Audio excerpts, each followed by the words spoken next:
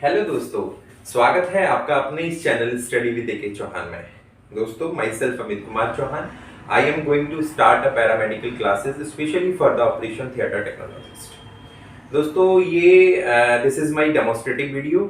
तो इसका लेवल थोड़ा सा ज़्यादा रहेगा, लेकिन आगे से जब भी मैं नेक्स्ट क्लास बनाऊंगा ये टॉपिक कंप्लीट करने के बाद तो मैं उस वीडियो में बिल्कुल जीरो से स्टार्ट करूंगा और अपर लेवल तक अपन लोग जाएंगे। और ये पैरामेडिकल्स के लिए क्लासेस है, तो मेरा सभी से आग्रह है कि इसमें कुछ कमियां हो सकती हैं, but on the level of the paramedical मेरा प्रयास रहेगा कि कोई कमी ना रहे। लेकिन जो पीजीज हैं, डॉक्टर्स हैं, उस लेवल तक तो मैं नहीं जा सकता, तो माफ कीजिएगा। मैं प्रयास करूंगा, but I will try my best level, ये मेरा वादा है आपसे। और ये मैं क्लास इसलिए स्टार्ट कर रहा हूँ कि YouTube पर मैंने देखा कि डिफरेंट सेक्शंस पर तो बहुत सारी क्लासेस हैं, बहुत सारे ट्यूटर्स हैं, बट ऑपरेशन थिएटर जो टेक्नोलॉजिस्ट हैं या टेक्नीशियंस हैं, उनके लिए कोई खास क्लास नहीं थी। इसलिए मैंने ये आज प्रयास है कि मैं स्टार्ट कर रहा हूँ, और इसको मैं कोशिश रहेगी कि मैं वीकली आपको 2-3 क्लास देता रहूँ ऑपरेशन थिएटर पर। और ये थोड़ा, because this is a demonstrative video, तो थोड़ा सा लेवल हाई रहेगा इसका, लेकिन आगे से मेरा पूरा प्रयास रहेगा कि बिगिनर्स के लिए भी मैं पूरा प्रयास करूं कि उनको भी समझ में आए। ये जो ओटी में काम कर रहे हैं मेरे कलीग्स हैं या मुझसे सीनियर्स हैं, जूनियर्स हैं, हो सकता है कि जूनियर्स को भी मेरे को आता हो अच्छे से मुझसे ज़्यादा, पर मेरा प्रयास है, तो इसको एक बार जरूर देखिएगा। और चलिए हम टाइम ज़्यादा वेस्ट ना करके स्टार्ट करते हैं। आज का हमारा टॉपिक है न्यूरोमस्कुलर मॉनिटरिंग। दोस्तों, ये बहुत ही ना इम्पोर्टेंट रोल प्ले करता है ऑपरेशन थिएटर्स में। होता क्या है, जो भी एनेस्थीसिया वाले होते हैं हमारे डॉक्टर्स, उनका जो मेन जो ऑब्जेक्ट होता है वो ये है कि पेशेंट्स को पेन ना हो। तो उसके लिए हमें क्या करना होता है, मसल्स रिलैक्सेंट देने होते हैं, ड्रग इंड्यूसिंग ड्रग्स देने होते हैं। तो अब हमें क्या क्वांटिटी रखनी है, रिवर्सल क्या रखना है, पेशेंट हमारा कितना डीप है, वो सारी चीजें हमें देखने के लिए ना doctors always use the neuromuscular monitoring. इसका बहुत सारे लेवल हैं, अलग अलग डिपेंड करता है हॉस्पिटल्स का क्या लेवल है, तो उसी हिसाब से बहुत सारे इक्विपमेंट्स हम यूज कर सकते हैं इसमें। आज हम स्टार्ट कर रहे हैं दोस्तों न्यूरोमस्कुलर मॉनिटरिंग। इसमें बेसिकली आपको नाम से ही क्लियर हो रहा होगा, नर्व्स और मसल्स की बातें हो रही हैं। तो इसमें हम क्या करते हैं, हमारी बॉडी में ना कुछ नर्व्स होती हैं, वो नर्व्स मसल्स में सप्लाइड होती हैं, तो उन्हीं से कुछ मोटर कुछ सेंसरी। तो हम ये जो न्यूरोमस्कुलर मॉनिटरिंग यूज करेंगे, इसमें हम क्या करते हैं, एक स्टिमुलेशन देते हैं नर्व्स। कोई भी नर्व हमने चूज करी, कोई कॉमनली हम 2-3 नर्व हैं उन्हीं को यूज करते हैं, ठीक है। सबसे ज्यादा जो मोस्ट कॉमनली यूज नर्व है वो है अल्लर नर्व। तो ये जो अल्लर नर्व है, इसमें हमें मान लो स्टिमुलेशन देना है। न्यूरोमस्कुलर मॉनिटरिंग में होता यही है। इसका जो मेन टेक्निक है, अगर मैं बोलूं इसकी definition, neuromuscular monitoring is the technique in which we provide the stimulation. और जो स्टिमुलेशन होता है वो इलेक्ट्रिकल स्टिमुलेशन होता है, और उसके द्वारा हम ऑब्जर्व करते हैं रिस्पॉन्स बाय द मसल्स। और वो मसल्स होती है जिसमें वो नर्व सप्लाइड होती है, ठीक है। तो अगर मैं बोलूं कि डेफिनेशन क्या है, तो a technique that includes the electrical stimulation of a nerve, ठीक है, and monitoring the response of the muscles innervated by that nerve is called the neuromuscular monitoring. अब हम इस मॉनिटरिंग में हमें एक डिवाइस यूज करनी होती है। मैंने बोला था ये टर्म इलेक्ट्रिकल स्टिमुलेशन, मैंने बोला इलेक्ट्रिकल स्टिमुलेशन।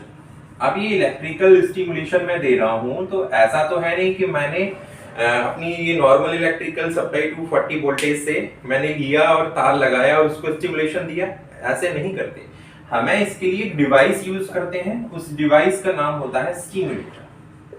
और ये स्टिमुलेटर जो होते हैं अलग अलग रेंज में, बेसिक फंक्शनिंग तो सबकी सेम रहती है, लेकिन कुछ फीचर्स ऐड ऑन होते रहते हैं, उसके अनुसार हम स्टिमुलेटर अलग अलग होते चले जाते हैं।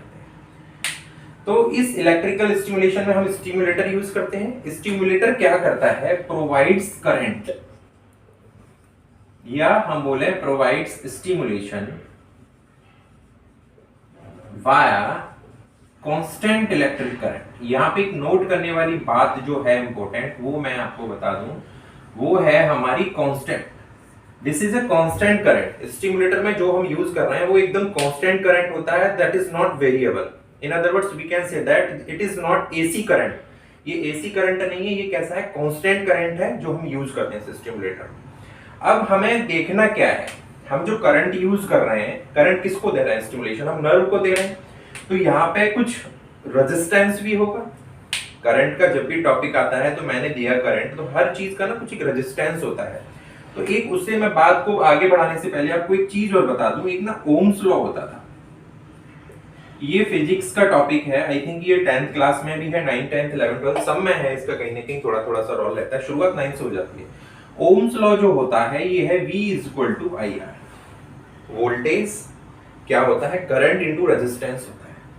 यहां पर मैंने देखा इस केस में, स्टिमुलेटर वाले केस में, हमारा ये जो I है इसको मैंने करंट बताया है और वोल्टेज V से मैंने बताया वोल्टेज, और R हो गया मेरा रेजिस्टेंस।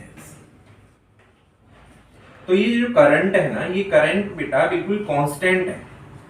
कैसा है, कांस्टेंट करंट।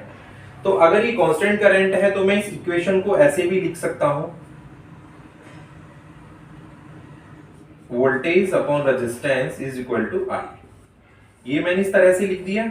यहां पर मेरा वोल्टेज और resistance both are the variables, दोनों मेरे वेरिएबल्स हैं, ये चेंज होते रहेंगे। मान लो मैंने स्टिमुलेटर में 30 मिली एम्पियर करंट सेट किया, तो इट डजंट मैटर कितना भी रेजिस्टेंस हो, voltage will change according to the resistance, but stimulator will always deliver the constant current जो मैंने फिक्स किया है। होता क्या है, जो हमारे पास स्टिमुलेटर्स आते हैं उन स्टिमुलेटर्स में एक अलार्मिंग फैसिलिटीज भी होती है।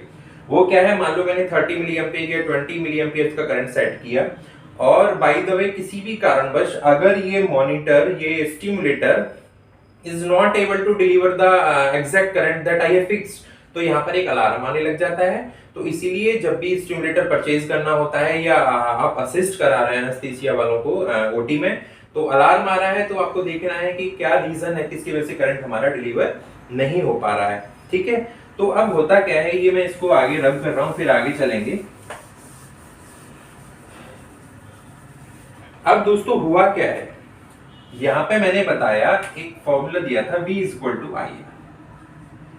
ठीक है, तो अब मैंने जैसे ही स्टिमुलेशन दिया मसल्स को, मैंने किसको दिया, सॉरी नर्व को मैंने जब स्टिमुलेट किया, मान लो मैं अलर को मैं एग्जांपल लेके चलूंगा आज, मैंने इस अलर नर्व में स्टिमुलेशन दिया, तो स्टिमुलेशन से क्या होगा, इसके रेस्पॉन्स में मसल्स में एक कॉन्ट्रैक्शन होगा।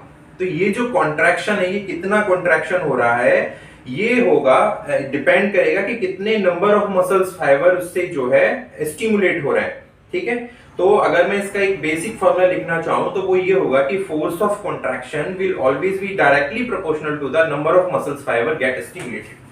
ठीक है, तो यहां पे मैं लिखूंगा कि force of contraction is directly proportional to the number of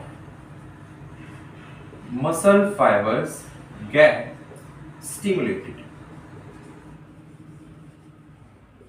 ठीक है, जितना ज्यादा मसल्स फाइबर का स्टिमुलेशन होगा उतना ज्यादा कॉन्ट्रैक्शन होगा। मान लो मैंने यहां से करंट पास किया, स्टिमुलेशन दिया, अगर हल्का हो रहा है दैट मींस कि number of muscles fibre stimulated are low. अगर ये अच्छा आ रहा है तो इसका मतलब है कि जो नंबर ऑफ मसल्स फाइबर है उनमें स्टिमुलेशन बहुत ज्यादा हो रहा है। अब यहाँ पर कुछ टर्म्स आएंगे, कुछ टर्मिनोलॉजीज आती हैं, जैसे एक आता है मैक्सिमल करंट। मैक्सिमल करंट क्या है दोस्तों, मैक्सिमल करंट है हमारा जब मैंने स्टिमुलेशन दिया, करंट दिया, तो ये अच्छा सा कंट्रैक्शन जब आएगा ना, पूरा कंट्रैक्शन, तो maximal current is that current जब सारे मसल्स फाइबर हमारे कॉन्ट्रैक्ट कर रहे हैं, अच्छे से स्टिमुलेट होने के बाद सारे कॉन्ट्रैक्ट कर रहे हैं, तो this is the maximal current. Maximal current के बाद एक आएगा हमारा सुप्रा मैक्सिमल करंट, जो आपने देखा भी होगा ओटीज में।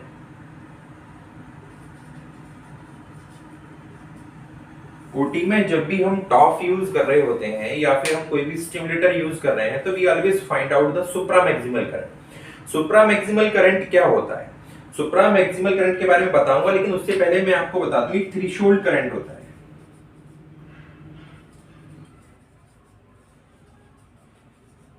ये बहुत इंपॉर्टेंट है जानना कि थ्रेशोल्ड करंट होता क्या है। दोस्तों, थ्रेशोल्ड करंट वो लीस्ट अमाउंट ऑफ करंट है which is able to give you same muscle response, some muscles response। Same बोला है मैंने। तो थ्रेशोल्ड करंट वो करंट है जो आपको कुछ ना कुछ मसल्स रिस्पॉन्स देगा। मान लो मैंने करंट दी, यहां से मैंने स्टिमुलस दिया, तो जब मैं स्टिमुलस दूंगा तो वो करंट जो होगा, थ्रेशोल्ड वैल्यू वो वैल्यू होगी जब मान लो मैंने दिया पहले 0.5 मिली एम्पियर, कोई भी करंट नहीं आया, फिर मैंने थोड़ा सा बढ़ा दिया तब भी कोई भी मान लो रिस्पांस नहीं आया, फिर मैंने और बढ़ाया तो रिस्पांस, तो जिस करंट पर मेरा रिस्पांस आ गया ना, कंट्रैक्शन आ गया, वो मेरा threshold value of that current हो गई। तो threshold value minimum amount of current या least amount of current that is able to give you some response, उसे हम बोलेंगे, क्या बोलेंगे, थ्रेशोल्ड करंट बोलेंगे। ठीक है, अब सुप्रा मैक्सिमल करंट पर आते हैं वापस। क्या होता है सुप्रा मैक्सिमल करंट? जो होता है 2.5, ठीक है, सुप्रा मैक्सिमल करंट जो होगा वो 2.5 to 3 times the threshold value. ठीक है, सुप्रा मैक्सिमल करंट क्या होगा? 2.5 to 3 times the threshold value. मैंने 3 करंट बताए कि मैक्सिमल करंट क्या है। मैक्सिमल करंट हमारा वो करंट है जब सारे मसल्स फाइबर हमारे क्या कर रहे हैं, कॉन्ट्रैक्ट कर रहे हैं। ठीक है, तो वहां पर रिस्पांस बहुत अच्छा आएगा। Supra maximal 2.5 to 3 times the threshold. देखो दोस्तों, सुप्रा मैक्सिमल हम इसलिए और फाइंड आउट नहीं करते डायरेक्टली कि सुप्रा मैक्सिमल करंट फाइंड आउट करने के लिए ना पेशेंट्स को, हमें पहले तो वो इंड्यूस नहीं होगा उस टाइम, तो उस टाइम पेशेंट्स को इतना ज्यादा सीवियर पेन होगा जो एक नहीं है, हमें नहीं करना चाहिए रूटीन, बिकॉज एनेस्थीसिया वालों को रॉल ही है कि पेशेंट्स को पेन ना हो, और आप सुप्रा मैक्सिमल फाइंड आउट करने के लिए बहुत ज्यादा पेन कर रहे हैं, तो ऐसा नहीं करते हैं। इसलिए हमें क्या, थ्रेशोल्ड वैल्यू निकाल लेते हैं। थ्रेशोल्ड वैल्यू का 2.5 to 3 टाइम्स जो होता है थ्रेशोल्ड वैल्यू का, वो सुप्रा मैक्सिमल करंट हमारा हो जाता है। ठीक है, अब हम इससे आगे चलेंगे दोस्तों सुप्रा मैक्सिमल से। तो अब मैंने आपको जैसे बताया भी था पहले कि मोस्ट कॉमनली यूज्ड नर्व जो होती है न्यूरोमस्कुलर मॉनिटरिंग के लिए, वो अल्लर नर्व होती है। ठीक है, अब अल्लर नर्व कहां होती है ये मैं आपको बताता हूं।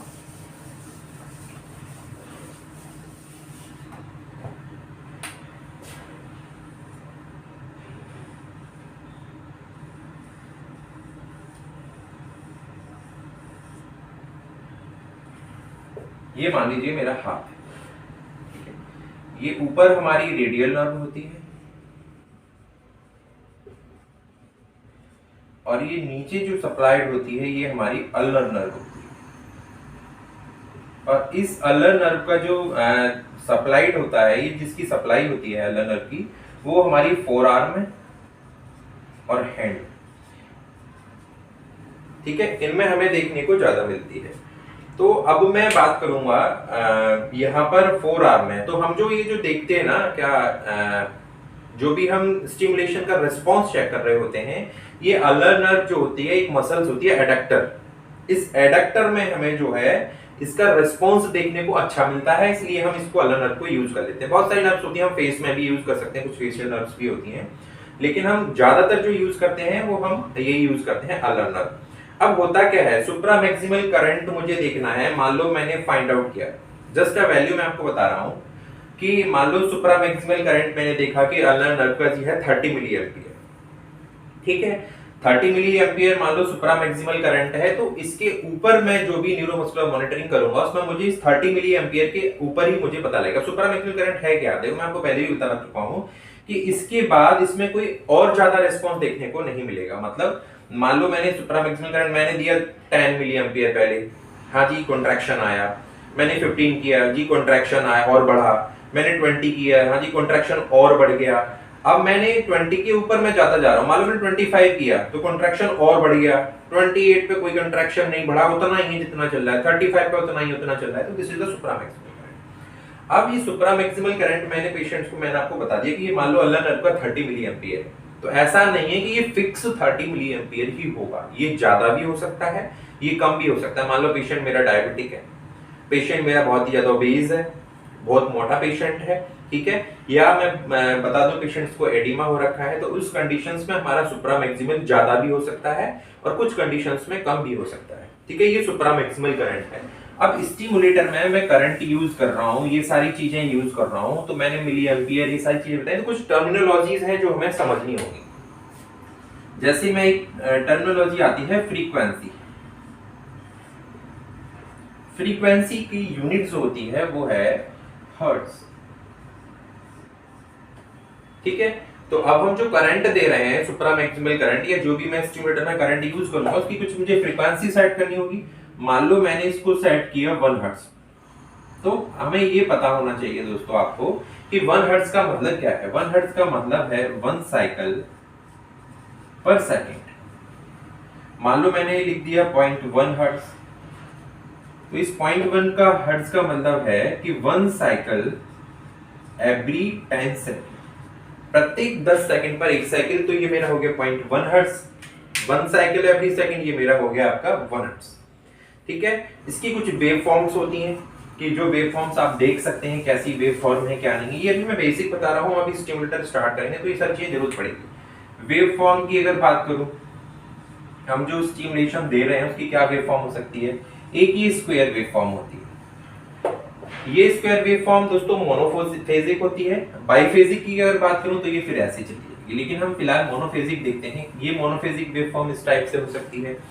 उसके बाद अब मैं बताऊं आपको कि अब हम जो यूज कर रहे होते हैं ना इलेक्ट्रिकल स्टिमुलेशन, ये स्टिमुलेटर जो यूज कर रहे हैं, इसमें बेसिक मैं आपको एज ए टेक्निकल लेवल पे बताऊं तो जो चीज आपको ध्यान रखनी है वो क्या है, वो ये है, ये मेरा हाथ। ठीक है। तो यहाँ पर आप जो स्टिमुलेटर होगा ना, उस स्टिमुलेटर में आप देखेंगे कि 2 केबल आई होंगी, एक रेड होगी एक ब्लैक, एक प्रॉक्सिमल होती है एक डिजिटल होती है। तो हमारी जो रेड केबल है दोस्तों, वो रेड केबल हमारी रहेगी प्रॉक्सिमल, ब्लैक रहेगी हमारी डिजिटल। ठीक है। रेड क्या होगी, प्रॉक्सिमल, और ब्लैक होगी डिजिटल। अल्लाह पर हम इस तरह से उसको लगाएंगे।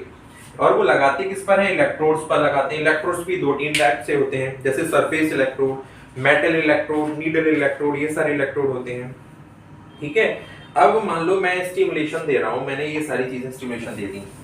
अब मैं आपको एक बिल्कुल एक ओवरऑल एक व्यू दे देता हूं है क्या। न्यूरोमस्कुलर मॉनिटरिंग में हमने क्या देखा, हमने देखा कि नर्व्स को हम स्टिमुलेट करते हैं करंट के द्वारा, और उसका रिस्पांस हमें मसल्स में देखने को मिलता है in the form of contraction. क्या यूज करते हैं हम, स्टिमुलेटर यूज करते हैं। स्टिमुलेटर के बहुत सारे टाइप्स होते हैं, बताएंगे आगे चल के। उस स्टिमुलेटर्स में हमारा कांस्टेंट इलेक्ट्रिक करंट रहता है, वो जो जिसकी वैल्यूज होती है बहुत हायर नहीं होती, मिली एम्पियर्स में ही होती है। उसमें हमने देखा कि मैक्सिमल करंट क्या होता है। मैक्सिमल करंट वो करंट जिस पर सारी मसल्स फाइबर्स में कॉन्ट्रैक्शन आने लग जाते हैं। Supra maximal 2.3 times the value of the threshold value. तीसरी थ्रेशोल्ड वैल्यू होती है जो least amount of current that is able to give you a response, कुछ रिस्पांस आपको मिल जाएगा, वो हमारा होता है मैक्सिमल करंट। ठीक है। उसके बाद मैंने देखा कि फ्रीक्वेंसी क्या होती है, किस किस फ्रीक्वेंसी पर हम दे सकते हैं। फ्रीक्वेंसी के बाद हमने देखा वेव फॉर्म कैसा होता है, स्क्वायर वेव फॉर्म होता है। जो वैसे तो मैं जनरली अगर हम देखें स्टिमुलेटर जो पोर्टेबल होते हैं उनमें वो सारी चीजें नहीं मिल पाती, तो उसके लिए हमारा जो वर्क स्टेशन होता है उस पर जो मल्टी पैरा मॉनिटर्स लगे होते हैं उनमें हम ये सारी चीजें देख सकते हैं। वेव फॉर्म के बाद मैंने देखा इलेक्ट्रोड्स। हम जो पेशेंट्स का जो मॉनिटर स्टिमुलेटर लगा रहे हैं उसमें हम जो इलेक्ट्रोड प्लेसमेंट रहता है, वो मैं दोस्तों आपको बता दूं कि एक प्रॉक्सिमल लगाना होता है, एक डिजिटल लगाना होता है। मान लो मेरा ये अल्नर का कोर्स है नर्व से सप्लाई का, तो मेरा ये प्रॉक्सिमल इंड हो गया, ये मेरा डिजिटल इंड हो गया। तो मैं प्रॉक्सिमल पर रेड वाला इलेक्ट्रोड, डिजिटल पर ब्लैक वाला इलेक्ट्रोड, एंड दोनों के बीच में जो डिस्टेंस होना चाहिए वो डिस्टेंस मेरा 45 सेंटीमीटर होना चाहिए। एक चीज मैं आपको बताना भूल गया कि जो भी हम इलेक्ट्रोड लगा रहे हैं, मैंने आपको पढ़ाया था ओम्स लॉ V = I है, जहां voltage equal to current into resistance था। तो जितना ज्यादा दोस्तों रेजिस्टेंस होगा, अब रेजिस्टेंस कोई पूछेगा आता क्यों है, रेजिस्टेंस हमारा स्किन की वजह से आता है, स्किन पे जो ऑयल होता है, ऑयली होती है, उससे आता है, टिश्यूज से हमारा रेजिस्टेंस आता है। तो जितना ज्यादा मेरे ये जो इलेक्ट्रोड्स हैं, या मैं कहूँ ये मेरा जो कंडक्शन का एक वे है, जितना मैं जब भी अगर मान लो सरफेस इलेक्ट्रोड यूज करता हूँ, तो एक टेक्नीशियन का रोल है कि उसको वो थारोली उसको क्या करेगा, स्पिरिट से या किसी भी अल्कोहल से उसको अच्छे से साफ करेगा। वहां पे कुछ ऑयल वगैरह इस टाइप से हेयर नहीं होनी चाहिए, नहीं तो रेजिस्टेंस आएगा और हमें करंट हमें जो है, जो हमें डिलीवर करना है, वो हम अच्छे से नहीं कर पाएंगे। ठीक है। तो 2-3 चीजें यहाँ पे देखी। पहला कि हमें जो इलेक्ट्रोड प्लेसमेंट है, रेड हमारा प्रॉक्सिमल अंदर की तरफ और ब्लैक हमारा डिस्टली हो जाएगा, हम डिस्टली उसको यूज कर लेंगे। ठीक है।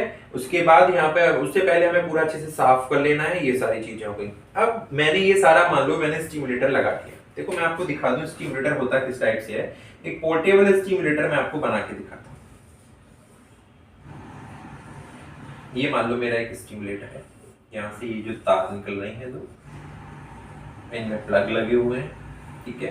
ये मेरा छोटा सा इसमें एक डिस्प्ले है, इसमें ये करंट सेट करने के लिए कुछ इसमें बटन्स होते हैं जिनमें लिखा होता है, मान लो सिंगल ट्विच लिखा हुआ है, उसके बाद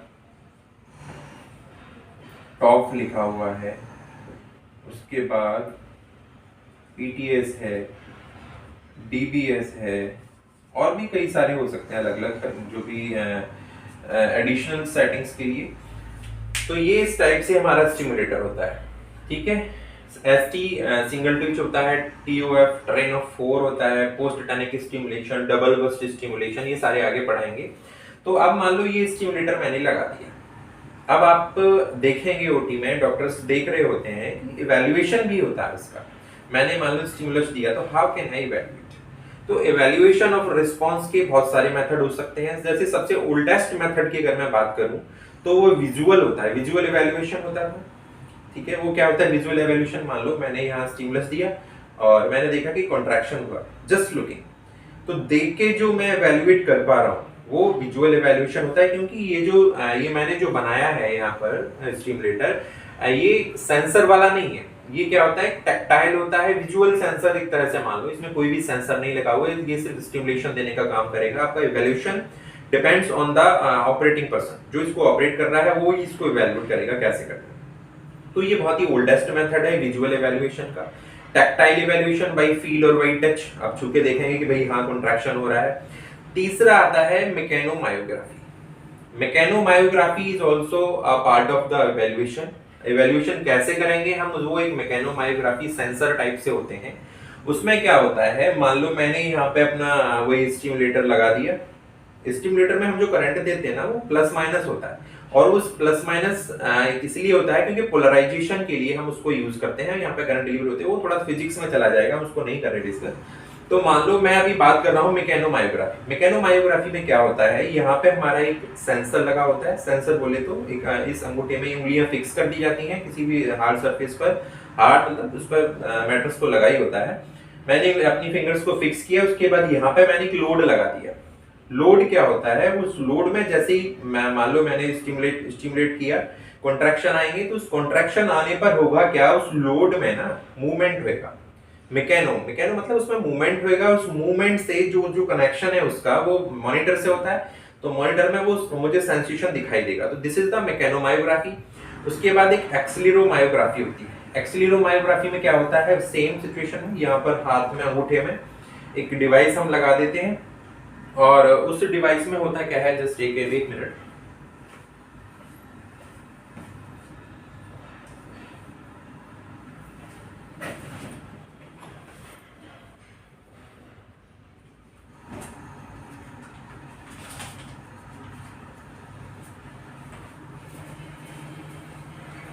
सॉरी, मैं बताऊं, हम चल रहे थे मैकेनोमायोग्राफी पर। मैकेनोमायोग्राफी में क्या होता है दोस्तों, मैंने आपको बता दिया, यहाँ पर एक पीजो इलेक्ट्रिक सेंसर लगा होता है अंगूठे में। पीजो इलेक्ट्रिक सेंसर का मैं पीजो बोलूं या प्रोनाउंसिएशन अलग अलग हो सकते हैं, पाइजो इलेक्ट्रिक भी बोलते हैं। तो जो पाइजो इलेक्ट्रिक सेंसर है वो क्या करता है, जैसे ही इसमें मैंने ये किया, इसको एक्सेलेरोमायोग्राफी बोलते हैं। यहाँ पर एक पाइजो इलेक्ट्रिक सेंसर लगा होता है, जो मटेरियल है पाइजो इलेक्ट्रिक, जैसे इसमें एक्सेलरेशन होता है ये जनरेट करता है वोल्टेज, और वो वोल्टेज फिर उसका जो ट्रांसमिशन है मॉनिटर में होता है, मॉनिटर में ग्राफ आना शुरू हो जाता है। तो दिस इज द एक्सेलेरोमायोग्राफी। एक्सेलेरोमायोग्राफी में this sensor will read the acceleration. इसके अगेंस्ट में मैं आपको अगला बताऊंगा काइनेमायोग्राफी, ठीक है। काइनेमायोग्राफी में क्या होता है, या काइनेमायोग्राफी, इसमें क्या होता है, ये मूवमेंट को सेंस करेगा, होता सेम ही है, इसमें भी पाइजो इलेक्ट्रिक सेंसर लगा होता है, ये इस मूवमेंट को सेंस करता है और फिर उसका सेंसर मॉनिटर में आने लगता है। इसके अलावा दोस्तों बहुत सारे सेंसर्स और भी होते हैं, कुछ 2-3 टाइप से, बट वो हमें नहीं देखने, वो हमें कोई एसआर या फिर पीजी नहीं बनना, मैं सिर्फ टेक्निकल लेवल तक पढ़ा रहा हूं, तो वही हमें अपना देखना है। जिसमें फोनोमायोग्राफी सेंसर भी होता है, जो साउंड्स को सुनता है, क्योंकि मसल्स का ना अल्ट्रासाउंड के टाइप से ही अगर देखें तो मसल्स में भी साउंड होता है कॉन्ट्रैक्शन पर, तो वो फोनोमायोग्राफी सेंसर। इलेक्ट्रोमायोग्राफी सेंसर, फिर इसमें आ जाते हैं। अब ये मैंने सेंसर के बारे में आपको पढ़ाया कि किस टाइप से हम सेंस करते हैं। पुराने जमाने में इस, या हम बोले इस स्टिमुलेटर से हमको या तो विजुअल सेंसर होगा हमारा या टैक्टाइल सेंसर ऐसे। अभी जो एडवांस लेवल के स्टिमुलेटर आ रहे हैं उसमें ये सारे सेंसर जो मैंने आपको बताए हैं, ठीक है, एक्सेलेरोमायोग्राफी बताया मैंने आपको, मैकेनोमायोग्राफी बताया आपको, काइनेमायोग्राफी सेंसर, ये सारी चीजें हमारे एडवांस वाले में आ रहे हैं। अब हमें देखना है कि कुछ स्टिमुलेशन पैटर्न होता है इनका। स्टिमुलेशन पैटर्न में देखेंगे हम सबसे पहले सिंगल ट्विच।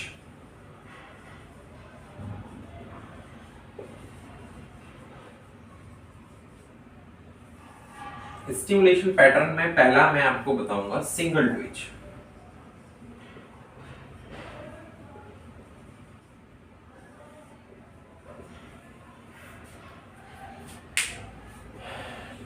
देखो सिंगल ट्विच जो है इसका हम जो यूज करते हैं ना, इसका यूज जो बेसिकली यूज है to calculate the supra maximal current. Supra maximal current क्या रहेगा वो हम सिंगल ट्विच के माध्यम से हम उसको देख सकते हैं। और इसकी जो फ्रीक्वेंसी होती है सिंगल ट्विच की वो 0.1 हर्ट्ज टू 1 हर्ट्ज हो सकती है या होती है, वही बात, एक ही बात है। तो सिंगल ट्विच में क्या होती है, इसकी जो फ्रीक्वेंसी होती है वो 0.1 हर्ट्ज होती है। देखो होता क्या है सिंगल ट्विच, ये मेरा स्टिमुलेटर था, मैंने सारी डिवाइसेस अपनी कनेक्ट करी, कनेक्ट करने के बाद मैंने 30 मिली एम्पियर का मान लो मैंने करंट सेट किया। सिंगल ट्विच में क्या होगा, ये स्टिमुलेशन पैटर्न है, सिंगल ट्विच में रुक गया, दोबारा किया दोबारा रुक गया, दोबारा किया दोबारा रुक गया, मतलब मुझे हर बार प्रेस करना होगा, हर बार मुझे डिलीवर करना होगा अपने हाथ से, तब ये डिलीवर होगा। ये सिंगल ट्विच, ये this is the stimulation pattern. अगर इसके अगेंस्ट में बात करूं टॉफ की, ट्रेन ऑफ 4 में, उसमें क्या होता है, मैंने एक बार मान लो ट्रेन ऑफ 4 में करंट सेट किया, फ्रीक्वेंसी सेट करी और मैंने उसको प्रेस किया तो होगा क्या, ये this is the pattern, stimulation pattern of train of 4 ऐसे। तो ये ट्रेन ऑफ 4 में हमें ऐसे देखने को मिलेगा। सिंगल ट्विच में सिर्फ ये है कि मैंने एक बार दिया एक बार आ गया। सिंगल ट्विच से हम सुप्रा मैक्सिमल करंट फाइंड आउट कर सकते हैं। देखो इसमें होता क्या है दोस्तों, मान लो मैंने सिंगल ट्विच दिया, इसके बहुत सारे ड्रॉबैक्स भी हम कह सकते हैं। ड्रॉबैक्स ये हैं, मान लो मैंने यहाँ पर करंट दिया, मैंने स्टिमुलस दिया सिंगल ट्विच, ये स्टिमुलस मैंने दिया तो इसको बोलते हैं कंट्रोल। मैं इवैल्यूएट करना चाहूंगा तो यहाँ पर मुझे जब भी मैं इवैल्यूएशन देखूंगा, ये तो मेरा स्टिमुलेशन पार्ट था, और यहाँ पर मुझे रेस्पॉन्स देखने को मिलेगा। तो रेस्पॉन्स में जब मैं चेक करूंगा तो मैं जितनी बार दूंगा ना इस स्टिमुलेशन को, सिंगल ट्विच को, तो मुझे दूसरे वाले ग्राफ को पहले वाले ग्राफ से हमेशा कंपेयर करना पड़ेगा कि कितना है। अगर दोनों का एम्पलीट्यूड या मैं बोलूं हाइट दोनों की देखूंगा, अगर सेम आ रही है, इसका मतलब ये है कि पेशेंट मेरा अवेक है, वैसे के वैसा ही है। तो जैसे जैसे पेशेंट डीप होता जाएगा तो मैं जब भी सिंगल ट्विच करके देखूंगा तो मेरे कंट्रोल वाले से जो रेस्पॉन्स आएगा वो कम आएगा, ठीक है। तो ऐसे हम सिंगल ट्विच से देख सकते हैं। लेकिन यहाँ पर एक सबसे बड़ा ड्रॉबैक्स ये है कि आप रिवर्सल को नहीं एक्सेस कर सकते कि कितना रिवर्सल देना है, क्योंकि होगा क्या, जैसे जैसे पेशेंट रिवर्ट बैक होता जाएगा, पेशेंट वीन ऑफ होता चला आएगा, तो ये एक लेवल पर आने के बाद ना, मान लो रेस्पॉन्स मेरा कंट्रोल के बिल्कुल बराबर में है, तो इस बराबर में भी हो सकता है कि पेशेंट आपका भी डीप हो। तो एक दूसरा मैं इसे ड्रॉबैक्स मान सकता हूं कि by the single twitch we are not able to find out the access of reversal, कि हमें कब रिवर्सल देना है, कितना देना है, वो सिंगल ट्विच से हम पता नहीं कर सकते, ठीक है। दूसरा, सिंगल ट्विच के माध्यम से we can not differentiate the depolarising and non depolarising muscles relaxant. मान लो आपने सिंगल ट्विच आपने कुछ भी ड्रग्स दे रखा है, स्कोलिन दे रखा है या बेक्यूलोनियम दे रखा है, तो सिंगल ट्विच से मान लो कोई भी आपके सीनियर्स या कोई और ये फाइंड आउट नहीं कर सकते कि आपने कौन सा ड्रग यूज किया है, ठीक है। तो आज मैं सोच रहा हूँ कि आज की क्लास को हम आज यहीं पर रखते हैं। सिंगल ट्विच तक जो स्टिमुलेशन पैटर्न बाकी के हैं, मेरा ट्रेन ऑफ 4 है, पीटीएस पोस्ट टेनिक स्टिमुलेशन है, डबल बर्स्ट स्टिमुलेशन है, नेक्स्ट क्लास में मैं उनको कवर अप करूंगा और आपको पूरा प्रोसीजर बताऊंगा कि कैसे हम टॉफ यूज करते हैं, कैसे स्टिमुलस देते हैं, ठीक है। और मैं आपको अगेन रिपीट कर रहा हूँ कि I am not making this video for any other staff rather than paramedical, ये सिर्फ पैरामेडिकल स्टाफ के लिए है, तो उनके लिए मैं सोचता हूँ इतना लेवल पर्याप्त है और इतना उनको आना भी चाहिए बेसिकली। तो उसको क्या होगा, जैसे एनेस्थीसिया वालों की असिस्ट करने में बहुत ही आसानी रहेगी, आराम से वो समझ सकते हैं कि ओटी में क्या चल रहा है क्या नहीं चल रहा। तो इस वीडियो को मैं अभी यहीं पे थोड़ा सा विराम लगाऊंगा, और नेक्स्ट वीडियो में आपके लिए मैं टॉप स्कैन जरूर लेकर के आऊंगा, पूरा टॉप स्कैन, डीबीएस, पीटीएस सारी चीजें बताऊंगा।